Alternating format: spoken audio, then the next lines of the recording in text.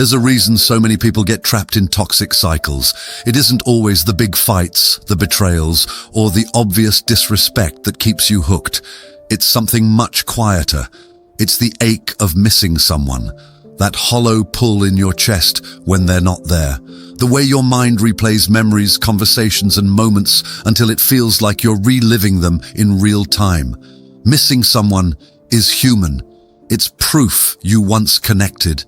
It's proof you once cared. But here's the truth no one wants to admit. Missing them is not the same as needing them. Missing them means you remember what once was. Needing them means you've convinced yourself you can't live without it. And that's the difference between pain that passes and pain that chains you. Because the moment missing turns into needing, you hand over your power. You stop being whole on your own. You start believing peace, joy, and even your identity depend on whether they show up, whether they text back, whether they stay. That's not love. That's dependency disguised as love. And the dangerous part, it feels almost the same. The ache of missing and the panic of needing live so close together in your body that you can confuse one for the other. But one is natural, the other is poison. One teaches you to cherish memories, the other convinces you to betray yourself. So in this video, we're breaking down that difference, the line between missing someone because they mattered and needing them because you've forgotten you already matter. By the end, you'll see why Stoic wisdom teaches us to sit with longing without letting it enslave us, and how mastering this difference can change the way you approach relationships forever. On the surface, missing and needing look identical. Both leave you with that hollow ache in your chest. Both have you staring at your phone, tempted to reach out. Both make you replay memories like a broken record. But the difference lies in what you believe about yourself when those feelings hit. When you miss someone, you're acknowledging a truth. They were a part of your life, they left an imprint, and now there's an absence. Missing them is an emotion. It rises, it passes, it softens with time. It doesn't erase who you are. You can still wake up, go about your day, build, grow, and find joy even with the ache lingering in the background. Missing is grief in motion. It's love with nowhere to go. And while it stings, it doesn't destroy your foundation. When you need someone, though, the story shifts. Needing means you've unconsciously told yourself, without them, I cannot function. It becomes a dependency, like oxygen. And that dependency is where your strength leaks out. Suddenly, you're no longer anchored in your own worth. Your moods, your peace, your ability to focus all hang on their presence, their attention, their approval. That's why needing is dangerous. It convinces you to hand over the keys to your stability. Think about it this way. If missing them feels like the weather, something you can feel but still endure, needing them feels like losing gravity. Without them, you can't find your balance. One allows you to remain centered, the other spins you into chaos. And this is where most people fall into the trap. They confuse longing with necessity. They interpret the ache of missing as evidence they must go back, must chase, must cling. But longing doesn't mean you're incomplete. It means you're human. The danger comes when you let longing trick you into dependency. Stoic wisdom tells us to sit with longing without making it our master, to observe the ache as a passing signal, not a command. Missing is natural. Needing is surrender. And knowing the line between the two is the first step in taking your power back. Missing someone is painful. There's no denying that. It can hit you in quiet moments, like when you hear a song tied to a memory, or when you see their favorite food in the grocery store. It can sneak up in the middle of the night when you roll over and realize the bed is empty. That ache feels heavy because your mind is reminding you of what once was. But here's the key. Missing doesn't strip you of your identity. When you miss someone, you're acknowledging that you valued them, that they contributed something meaningful to your life. It's a sign of your depth, your capacity for connection, your ability to bond. The pain is real, but it's rooted in memory, not dependency. You're hurting because you cared, not because you cannot exist without them. That distinction is crucial. Think of missing as carrying a scar. A scar is proof of something that once cut you deeply, but it also proves you healed. Sometimes it aches in the cold, sometimes it's sensitive when pressed, but it doesn't stop you from living. In the same way, missing someone is a reminder of impact, but it does not dictate your survival. You can still laugh, work, grow, and love again with that scar in place. What often confuses people is the intensity. They think, if I miss them this much, it must mean I need them. But intensity doesn't equal dependency. The fire of grief burns hot, but even the hottest flames eventually dim. And once they do, you're left not broken, but tempered, stronger, clearer, more self-aware. Stoic wisdom says emotions are signals, not shackles. Missing is a signal that you experienced love, closeness, or connection. But it doesn't mean you must return to the source of that signal. If anything, it's an invitation to honor what was while continuing to walk forward. Here's the real test. You may miss them, but do you stop functioning when they're gone? If the answer is no, if you still eat, breathe, build, and find joy, then you're not in need, you're in grief. And grief is survivable. It's part of being human. Missing hurts, yes, but it doesn't destroy. It is a wave that crashes, then pulls back, then crashes again, until one day it's only a ripple. And that is what makes missing fundamentally different from needing. It does not demand that you abandon yourself to feel whole. Missing someone is an ache. Needing them is a chain. And the difference between the two often lies in how much of your own power you've surrendered. When you need someone, your peace, your identity, and even your sense of worth begin to orbit entirely around them. You no longer just think of them when you're reminded, you depend on them to feel stable. If they don't text, you can't relax. If they don't validate you, you start doubting yourself. If they pull away, your whole nervous system feels like it's collapsing. This is where need crosses into dependency. It's not just love, it's survival mode. Your body and mind convince you that without this person, you can't function. And here's the scary truth. That's not love. That's hijacking. They've become your regulator, your anchor, your drug. Think of it like oxygen. Missing someone is like remembering the sweetness of a breath you once had. Needing someone is like gasping because you believe you can't breathe without them. One hurts, the other suffocates. The Stoic perspective here is brutal but freeing. No external person, no matter how much they mean to you, should have the power to dictate whether you stand or fall. The moment your survival feels tied to another's presence, you've handed over the keys to your peace. You've made them the master of your inner world, and that is the fastest way to lose yourself. This is why need feels so chaotic. You're no longer choosing them out of strength, you're clinging to them out of fear. Fear of being alone, fear of facing yourself, fear that without their eyes on you, you'll disappear. And once fear governs love, the love stops being love. It becomes captivity. Notice the language you use when you need someone. It's no longer, I want them in my life. It's, I can't live without them. That single phrase reveals everything. Want is freedom.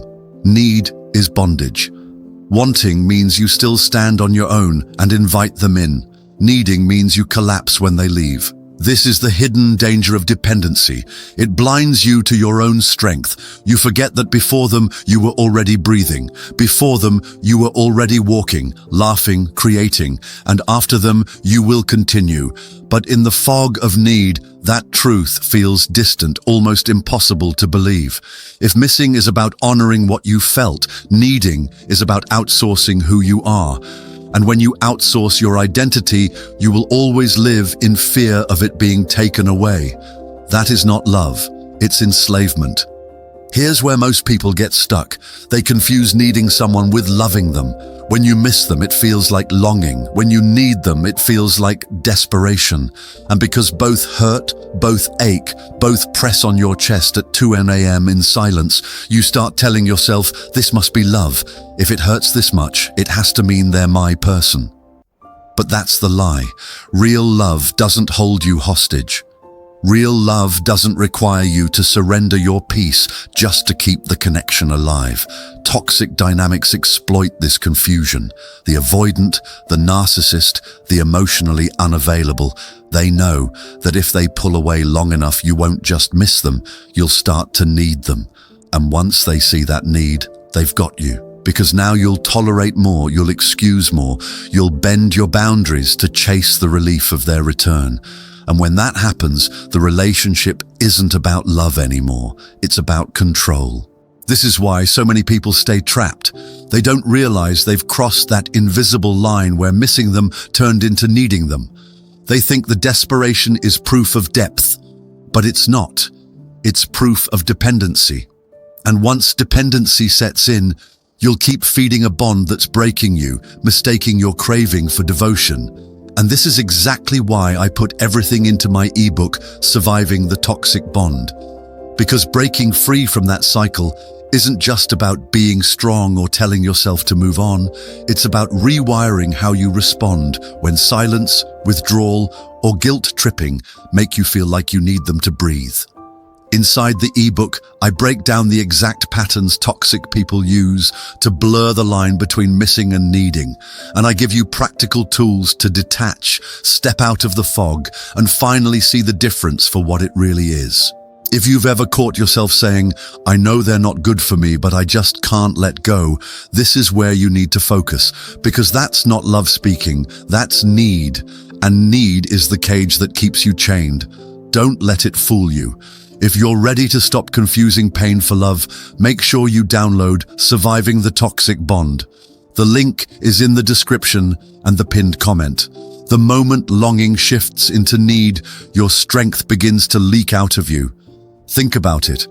When you miss someone, you can still function. You can still go to work, laugh with friends, carry on with your life. They cross your mind, yes, but your foundation is intact. Missing means you value them, but you still stand on your own 2 feet. But when you need someone, suddenly your balance collapses. Your mood swings on their silence. Your self-worth is tied to their approval. Your peace depends on whether they text you back. This is the dangerous transformation from independent strength to tethered weakness. And once you're tethered, they don't even have to mistreat you directly. Simply withholding affection is enough to make you unravel. Here's the hidden cost. Need turns you into someone you don't recognize. You compromise values you once held firmly. You forgive things you swore you'd never tolerate. You justify red flags that were once obvious. And slowly, you erode, not because you're weak, but because need blinds you. It convinces you that survival requires their presence, when in reality, survival requires your detachment. Stoic wisdom says true power is mastery of the self. But when you need someone, you've surrendered that mastery. You've outsourced your calm, your dignity, your strength to another person. And if that person thrives on control or simply cannot give you the consistency you deserve, you will live in a constant state of instability. This is why needing someone always weakens you. It trains you to move against your own best interest, to silence your voice when you should speak, to endure harm while calling it loyalty, to cling to someone else while losing grip on yourself. And the irony, the more you show you need them, the less they respect you. Toxic partners sense dependency like blood in the water, and instead of giving you the safety you crave, they pull away further, because to them, your need is not a bond, it's leverage. So understand this, needing someone doesn't prove your love, it proves your chain. And if you keep feeding that need, you're not just hurting, you're training yourself to live beneath your own potential. Breaking free from the illusion of need isn't about pretending you don't care. It's about retraining your nervous system to separate longing from survival. Because right now, your body confuses the two. When they pull away, it feels like oxygen has been cut off. Your chest tightens, your thoughts spiral, and every instinct screams at you to chase. Not because they're truly essential, but because your nervous system has been conditioned to believe they are. The first step is awareness. You must name the difference. I miss them, but I don't need them. This simple phrase shifts your perspective. Missing is human. It means you've attached. It means you care. But needing is illusion. It tricks you into believing peace only exists if they return. Repeating this distinction disrupts the automatic spiral that begins the moment they go silent. The second step is interruption. Every time you feel the urge to reach out, Pause. Sit with the discomfort instead of running from it. Breathe. Move your body. Journal the thoughts tearing through your mind. This is not punishment. It's training. Each time you endure the craving without acting on it, you weaken the chain. Your nervous system learns, I can survive without immediate reassurance, and slowly, the panic that once consumed you loses its grip. The third step is redirection. Need thrives when your life revolves around one person. Break the monopoly. Fill your time with people who remind you of your worth, with practices that strengthen your body, with pursuits that ignite your mind. Every moment invested in yourself is a thread cut from the illusion of need. The final step is reframing. When they pull away, don't ask, what's wrong with me? Ask, what does this reveal about them? Distance doesn't prove your inadequacy. It exposes their limitations. Coldness isn't proof that you're unworthy. It's evidence of their inability to connect. By reframing, you stop letting their behavior dictate your value. Stoic wisdom says the true measure of strength is how little you depend on what you cannot control, and you cannot control whether they call, stay, or love you back. What you can control is your reaction. You can choose to stand in the storm without clinging.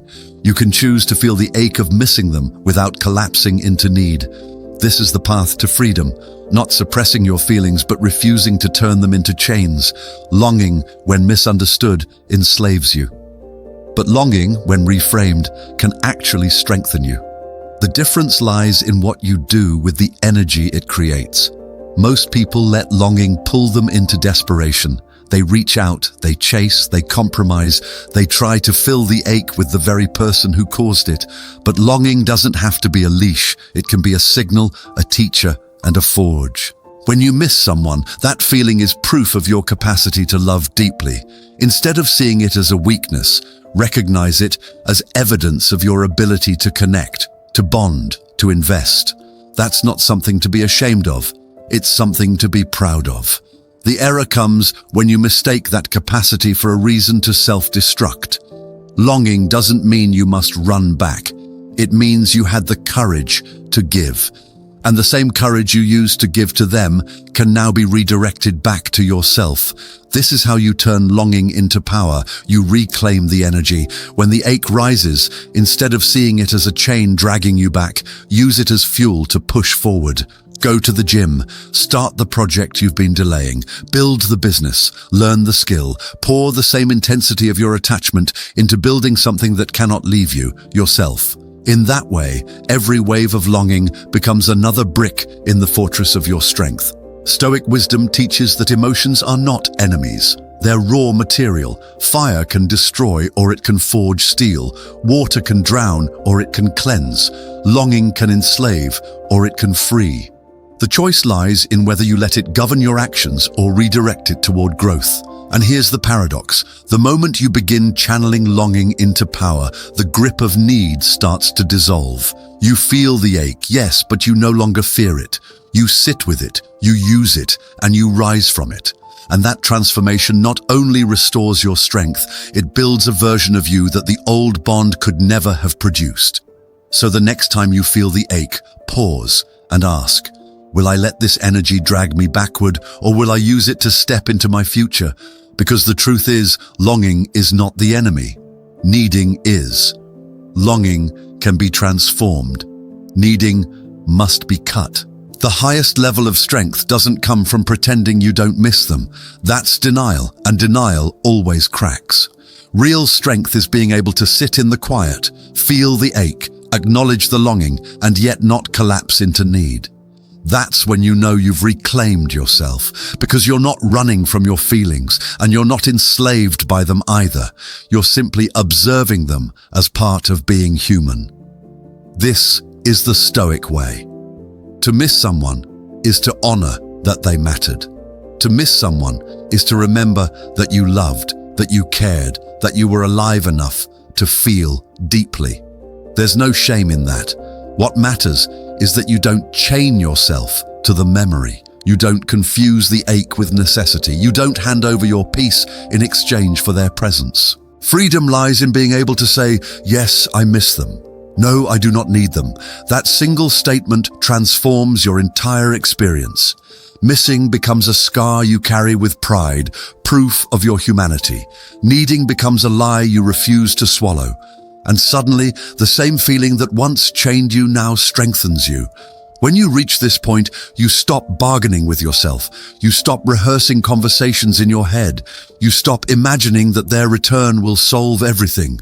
Instead, you accept the ache as part of life, not a command to return to someone who once broke you. You miss, but you keep walking. You ache, but you keep building. You long, but you never abandon yourself again. That's the freedom most people never find, because they mistake need for love and love for pain. But once you see the truth, you realize you can miss anyone and still remain whole. You can carry the echo of what they were to you without needing them to define who you are. Stoic wisdom says the measure of strength isn't whether you feel pain, but whether pain governs you. Missing is proof of your heart. Needing is surrender of your soul. And the day you learn to separate the two, you stop being a prisoner to longing, and you start becoming the master of your own peace. If there's one truth I want you to carry with you after watching this, it's this: missing someone does not mean you're weak. It does not mean you've failed. It simply means your heart is human. But when you start telling yourself you need them to survive, that's when you hand over your strength. That's when you chain your peace to someone else's presence. The freedom you're looking for is not in pretending you don't care. It's in standing tall even when you do. It's in acknowledging the ache without letting it dictate your choices. It's in walking forward, not backward, even when memories tug at you. That's the kind of strength that no one can take from you. And if you've been nodding along, if you've been quietly thinking, this is me, then I'll remind you, don't just stop here. I created my ebook, Surviving the Toxic Bond, for people exactly in your position. It goes deeper into everything we've touched on here. Why longing hooks you, why silence feels unbearable, why toxic patterns pull you back in, and most importantly, how to cut through those illusions without losing yourself in the process. If these videos give you the spark, that ebook gives you the full firepower. Download it today. The link is in the description and the pinned comment. Now, if this video spoke to you, do me a favor. Don't keep it to yourself. Hit the like button so more people find it. Drop a comment below and share your own experience. You never know who might read it and feel less alone. Subscribe if you haven't already, because we've got more lessons coming on how to stay grounded in a chaotic world. And most importantly, share this with someone you know is caught in the same cycle. Sometimes the right words at the right time can save years of suffering. Remember this: missing is natural, needing is a trap. You can carry the scar without carrying the chain. Master yourself, protect your peace, and never let anyone convince you that your strength depends on their presence. Because it doesn't, it never has, and it never will.